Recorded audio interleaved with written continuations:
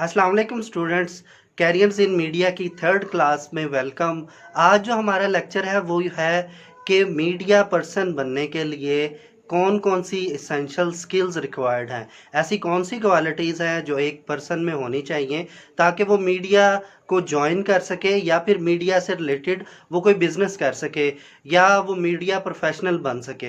तो आज हम one by one in qualities को डिस्कस करेंगे, डिटेल से डिस्कस करेंगे। इन क्वालिटीज़ के बगैर आप एक अच्छे इंसान तो बन सकते हैं लेकिन एक मीडिया पर्सन नहीं बन सकते। अब हम अपनी डिस्कशन स्टार्ट करते हैं। सबसे पहले है मैस मीडिया स्किल्स। हमें मैस मीडिया की जितनी भी फॉर्म्स हैं, जितने भी चैनल्स हैं, जितने भी मीडियम्स हैं, जैसे कि रेडियो है, टेलीविज़न है, मैगज़ीन है, न्यूज़पेपर, डिजिटल मीडिया है, और हमें ये भी पता होना चाहिए कि किस चैनल को कहाँ पर हम यूज़ कर सकते हैं, ताकि अगर हम पर्सनल कोई बिज़नेस कर रहे हैं तो वहाँ पर हमारे कंज्यूमर्स जो हैं वो अवेयरनेस ले सकें और हमारी ऑडियंस ज़्यादा से ज़्यादा अट्रैक्ट हो सके। इसके साथ ये है कि हमें मैस मीडिया के जितने भी आर्ट रिलेटेड सब्जेक्ट्स हैं, जैसे अगर हम फोटोग्राफी की बात करें या डिज़ाइंस या लेआउट्स की बात करें, कलर स्कीम्स की बात करें, चाहे वो टेलीविज़न है, चाहे वो न्यूज़पेपर्स हैं, मैगज़ीन्स हैं, डिजिटल मीडिया है, उनका हमें अच्छे तरीके से इल्म होना चाहिए।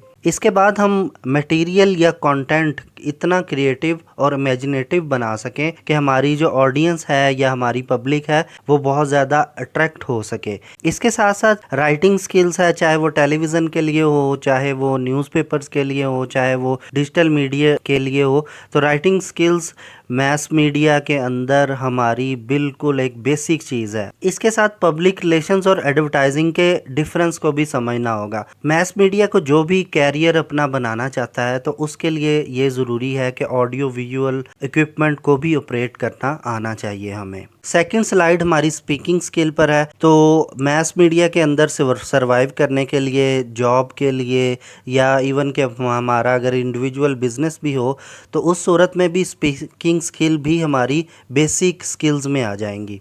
हमें कम्युनिकेशन डिमॉन्स्ट्रेशन टेक्निक्स हैं उनके बारे में हमें इल्म होना चाहिए। आसानी के साथ प्रोफेशनल लेवल पर हम किसी से बात कर सकें और अपने आइडियाज़ को, फैक्ट्स को टाइम के अंदर अंदर हम दूसरों तक पहुंचा सकें। स्पीकिंग स्किल में चाहे हम इंडिविजुअल से बात कर रहे हैं या ग्रुप सिचुएशन में किसी से बात कर रहे हैं तो हमारे एक्सप्रेशंस बहुत ज़्यादा इफ़ेक्टिव होने चाहिए, जिसमें कि हमारी body language, non verbal communication और गेस्चर्स भी शामिल हैं। मुख्तलिफ़ किस्म की ऑडियंस को आइडेंटिफाई करना और उन्हें मोटिवेट करना भी स्पीकिंग स्किल्स का ही हिस्सा है। स्पीकिंग स्किल में ये भी मैटर करता है कि हम कितना ज़्यादा एक टेक्निकल लैंग्वेज में और एक आम आदमी की ज़ुबान में किस तरह से अपना मैसेज दूसरे तक पहुंचा सकते हैं, और इसके साथ जितनी भी हमारे पास इंक्वायरीज आती हैं उनका इफ़ेक्टिवली आंसर भी करना आना चाहिए। मीडिया पर्सन के लिए रेडियो या टेलीविज़न के सामने खुद को प्रेजेंट करना बहुत ज़्यादा मैटर करता है। आप लोग जानते हैं कि आपको इसकी प्रैक्टिस आपकी जो प्रीवियस क्लासेस हैं या आपकी डिग्री के दौरान बहुत ज़्यादा करवाई भी जाती है। उसका यही मकसद होता है कि आपको ज़्यादा से ज़्यादा मैस मीडिया की जितनी भी फॉर्म्स हैं उसकी ट्रेनिंग प्रोवाइड की जा सके। नेक्स्ट स्लाइड है हमारी कंप्यूटर स्किल्स एंड लिटरेसी। तो कंप्यूटर के बगैर मैस मीडिया की फ़ील्ड जो है वो नामुकम्मल है। एक मीडिया पर्सन जिसे कि कंप्यूटर ऑपरेट करना नहीं आता, मुख्तलिफ सॉफ्टवेयर्स का नहीं पता, वो भी इस फील्ड में सरवाइव नहीं कर सकता, क्योंकि आपको पता है कि अब मोस्टली जो हमारा मीडिया है वो डिजिटल मीडिया में कन्वर्ट होता जा रहा है। डिजिटल मीडिया अब सबकी जेब में है, तो इसलिए आजकल के दौर में कंप्यूटर से रिलेटेड नॉलेज होना बहुत ज़्यादा मैटर करता है।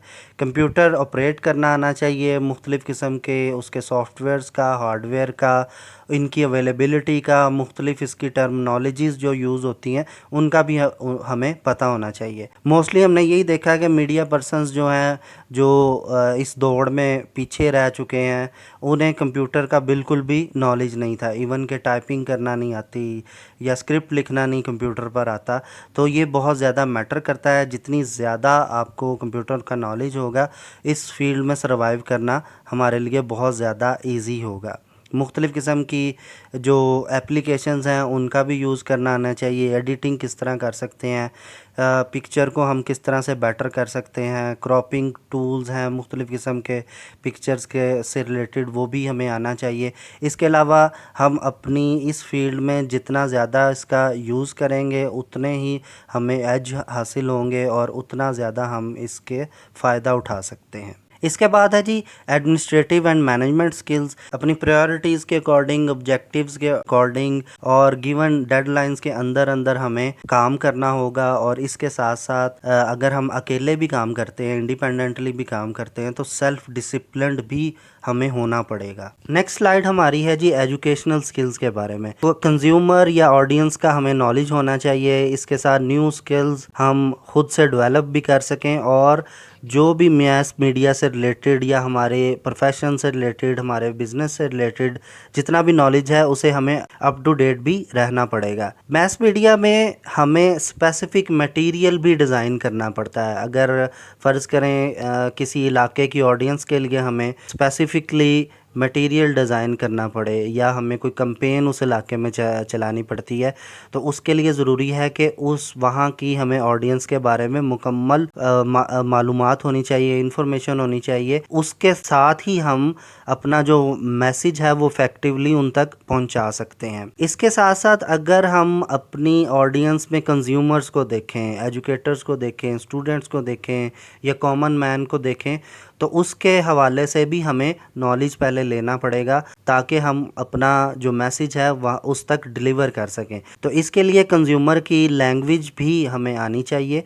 तो एजुकेशनल स्किल्स भी हमारी बहुत ज़्यादा मैटर करती हैं। नेक्स्ट हमारी फाइनेंशियल स्किल्स हैं। ये फाइनेंशियल स्किल्स हमारे मीडिया रिलेटेड बिजनेस के बारे में है। जैसे हम कोई प्रोडक्शन हाउस चला रहे हैं, कोई पीआर फर्म है, कोई एडवर्टाइजिंग एजेंसी है, वहाँ पर फाइनेंशियल स्किल्स भी बहुत ज़्यादा मैटर करती हैं। ख़ास तौर पे बजटिंग के अंदर अगर हमें कुछ फाइनेंशियल रिपोर्ट्स अंडरस्टैंड करनी पड़ती हैं या फिर हमें स्टॉक मार्केट या इन्वेस्टमेंट के बारे में हमें नॉलेज हासिल करना पड़ेगा ताकि हम जो हमारे सेट गोल्स हैं उनको अचीव कर सकें, अपने टाइम मैनेजमेंट कर सकें, उसके अकॉर्डिंग हम अपना बजट भी बना सकें। अगर हम इंटरपर्सनल स्किल्स को देखें तो एक मीडिया पर्सन को मुख्तलिफ़ किस्म के लोगों से मिलना पड़ता है, मुख्तलिफ़ किस्म की टीम्स के साथ काम करना पड़ता है, फील्ड वर्क करना पड़ता है, मुख्तलिफ़ किस्म के लोगों से मिलना पड़ता है, उनकी बात सुननी पड़ती है, उन तक अपना मैसेज पहुंचाना पड़ता है। तो इसके लिए ज़रूरी है कि प्रोफेशनल एटीट्यूड होना चाहिए। अगर हम लोगों को मोटिवेट कर सकते हैं, उनके साथ कोऑपरेट करेंगे, फ्लेक्सिबिलिटी हमारे अंदर होगी, कॉन्फिडेंट लेवल हमारा हाई होगा, तो फिर हम अपना मैसेज उन तक ईजीली पहुंचा सकते हैं। इसके साथ है स्ट्रॉन्ग लिसनिंग स्किल्स। ज़ाहिर है अगर हमारी स्पीकिंग अच्छी हुई उस वक़्त तक होगी जब हम लोगों की बात सुन सकें। मुख्तलिफ़ किस्म के लोग आप तक अपनी प्रॉब्लम्स लेकर आएंगे, मुख्तलिफ़ किस्म के जो लोग हैं वो अपने गोल्स के बारे में आपसे डिस्कस करेंगे, मुख्तलिफ़ किस्म की इंफॉर्मेशन आपसे शेयर करेंगे। तो लिसनिंग स्किल्स बहुत ज़्यादा मैटर करती हैं। ये नहीं होता कि एक मीडिया पर्सन किसी रिकॉर्डिंग को बार बार सुनता रहे या किसी को ये कहे कि जी रिपीट कर दें अपनी बात। तो इस तरह से नहीं होना चाहिए।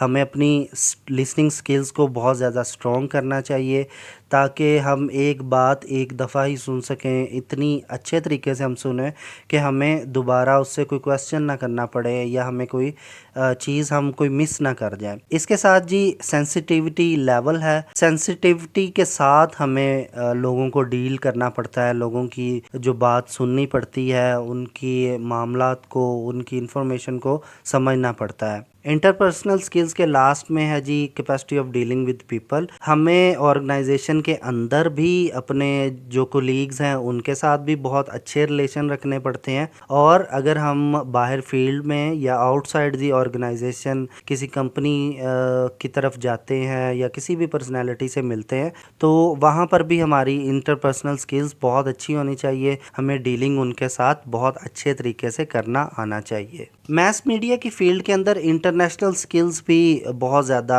मैटर करती हैं, जैसे कि किसी फॉरेन लैंग्वेज में एक्सपर्ट होना, या हमें इंटरनेशनल लॉज के बारे में पता हो, या हमारे डेमोक्रेटिक प्रोसेस के बारे में, पॉलिटिकल पार्टीज़ के बारे में, इंटरनेशनल रिलेशंस के बारे में पता होना चाहिए। एक जो मीडिया पर्सन है वो अपने इर्द गिर्द के हालात के बारे में भी जानता है, बल्कि दूसरे मुल्कों के बारे में भी उसे बहुत ज़्यादा नॉलेज रखना पड़ता है ताकि उन्हें वो अपनी फील्ड के अंदर यूज़ कर सके।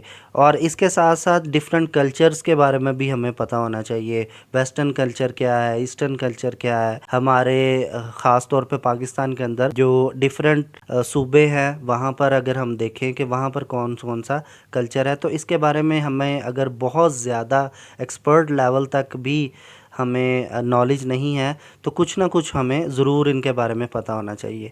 कुछ फॉरेन कंट्रीज़ के बारे में पता होना चाहिए। अगर कुछ फॉरेन ट्रैवल के बारे में कुछ एक्सपीरियंस है, किसी मुल्क का विज़िट किया है, तो ये हमारी फील्ड के अंदर काफ़ी हद तक मैटर करता है। और इसके साथ साथ जी understand world monetary economic system, हमें मुख्तलिफ़ किस्म के जो इकोनॉमिक सिस्टम हैं उनके बारे में भी पता होना चाहिए। अमेरिका के अंदर कौन सा सिस्टम है, चाइना के अंदर क्या है, हमारी जो इस्लामिक स्टेट्स हैं वो क्या कर रही हैं। तो इस बारे में हमें काफ़ी हद तक अगर नॉलेज होगा तो हमारी इस फील्ड के अंदर डिमांड भी ज़्यादा होगी। नेक्स्ट स्लाइड हमारी मार्केटिंग एंड सेल्स स्किल्स के बारे में है। तो इसमें सिंपली ये है कि हमें marketing, advertising, promotion and sales के बारे में नॉलेज होना चाहिए। और मार्केट रिसर्च इसमें बहुत ज़्यादा मैटर करती है। अगर हम किसी भी प्रोडक्ट को फ़र्ज़ करें एडवर्टाइज़ कर रहे हैं तो उसके बारे में हमें मार्केट रिसर्च भी होनी चाहिए। हमारे कॉम्पिटिटर कौन कौन से हैं इसके बारे में भी कुछ ना कुछ हमें ज़रूर पता होना चाहिए ताकि हम अपनी प्रोडक्ट को एडवर्टाइज़ कर सकें, या अगर हम प्रमोट करना चाह रहे हैं प्रमोशन होगी किस तरह से, इस तरह के डिफरेंट जो मेथड्स हैं उनका भी नॉलेज होना चाहिए। नेक्स्ट है जी रिसर्च स्किल। तो रिसर्च स्किल में सबसे पहले तो है कि रिसर्च को प्लान करना, एग्जीक्यूट करना और एवेलुएट करना, इसके बारे में नॉलेज होना चाहिए। इसके बाद डिफरेंट जो एक्सपेरिमेंटल टेक्निक्स हैं, एक्सपेरिमेंटल डिज़ाइन है और स्टैटिस्टिक अगर हमारी रिसर्च में इन्वॉल्व है उसके बारे में नॉलेज होना चाहिए। उसके बाद प्रोडक्ट डेवलपमेंट के बारे में नॉलेज होना चाहिए, उसको हम समझ सकते हो। इसके साथ साथ डिफरेंट जो सर्वे टेक्निक्स हैं उनके बारे में भी हमें नॉलेज होना चाहिए। तो रिसर्च स्किल्स हमारी जो मैस मीडिया के फील्ड के अंदर बहुत ज़्यादा इन्वॉल्व होती है। लोगों से मिलना पड़ता है, लोगों की राय लेनी पड़ती है।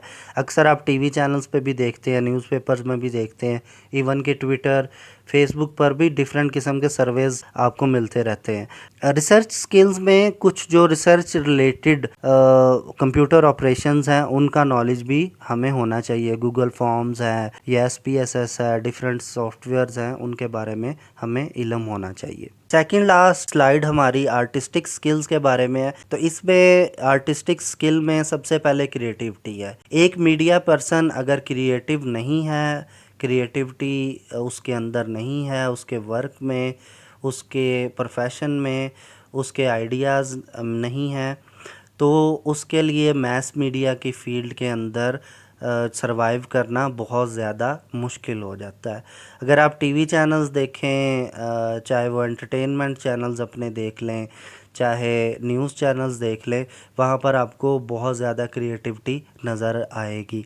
अगर हम इस तरह से करें, एक टीवी चैनल्स जो है वो बाकी की न्यूज़ को कॉपी करना शुरू कर दे, या एक टीवी चैनल किसी दूसरे टीवी चैनल के ड्रामा को कॉपी करना शुरू कर दे, तो ऐसे एक्टर्स की, ऐसे मीडिया पर्सन्स की कोई भी डिमांड आहिस्ता आहिस्ता जो है वो कम हो जाएगी। क्रिएटिविटी हमारी मीडिया की फील्ड की जान है। चाहे हम मैगजीन्स की बात करें, न्यूज़पेपर्स की, हर जगह आपको क्रिएटिविटी नज़र आएगी। तो एक मीडिया पर्सन का क्रिएटिव होना बहुत ज़्यादा ज़रूरी है। उसके माइंड के अंदर डिफरेंट किस्म के आइडियाज़ आने चाहिए। अपने काम के इफ़ेक्टिवली करने के लिए, क्विकली करने के लिए डिफरेंट किस्म के उसके पास आइडियाज़ होने चाहिए। और अगर हम मीडिया रिलेटेड बिजनेस करते हैं, प्रोडक्शन हाउसेस क्या कर रहे हैं, एडवर्टाइजिंग एजेंसीज किस तरह से काम कर रही हैं, वो सारी की सारी अपनी क्रिएटिविटी को ही सेल करती और उसी से बहुत ज़्यादा वो अर्न भी करते हैं। जो डिफरेंट काइंड के आर्ट मीडिया हैं उनका नॉलेज होना चाहिए। इसके बाद जी स्पेसिफिक ऑडियंस को हम किस तरह से, किस तरह का काम दिखाकर या किस तरह के आर्ट वर्क से हम टारगेट कर सकते हैं। जैसे किसी को टारगेट करने के लिए या किसी ऑडियंस को करने के लिए हमें वीडियोस दिखानी पड़ती हैं। फ़र्ज़ करें अगर हमने बच्चों को कोई चीज़ समझानी है तो उसका सबसे अच्छा तरीका ये है कि हम वीडियो वगैरह दिखा दें या पिक्चर्स के ज़रिए समझा दें। जिस तरह हम अपने घरों में छोटे छोटे बच्चों को डिफरेंट टाइप्स की वीडियोस के ज़रिए या पिक्चर्स के ज़रिए समझाने की कोशिश करते हैं, तो इसी तरीके से हमें ऑडियंस को भी देखना पड़ेगा कि किस तरह के आर्ट वर्क से हम किस तरह की ऑडियंस को इन्फ्लुएंस कर सकते हैं। इसके बाद जी मीडिया पर्सन के लिए ज़रूरी है कि वो डिफरेंट टाइप्स के टेक्सचर, कलर स्कीम्स और शेप्स के बारे में भी समझता हो, ताकि वो अपनी ऑडियंस को ईजीली टारगेट कर सके और उस तक अपना मैसेज पहुंचा सके। आज के लेक्चर की लास्ट स्लाइड हमारी पर्सनल स्किल्स के बारे में है, जिसमें कि फ्लेक्सिबिलिटी है, लॉयल्टी है, डिटर्मिनेशन है, प्रोफेशनलिज्म है, होनेस्टी, पर्सनल इंटेग्रिटी है। इसके बाद जी मीडिया पर्सन को हमेशा फ़र्स्ट इम्प्रेशन ही उसका बहुत अच्छा होना चाहिए, क्रेडिबल होना चाहिए। अगर हम किसी से बात करते हैं तो हमारी बात के अंदर से, हमारे वर्ड्स से, हमारे एटीट्यूड से ये लगना चाहिए कि हमारे पास इंफॉर्मेशन बाकी लोगों की निस्बत ज़्यादा है। फिर इसके बाद डिसीजन पावर है, डिसीजन हमें क्विकली लेने चाहिए, टाइम पर अपने गोल्स को अचीव करना चाहिए।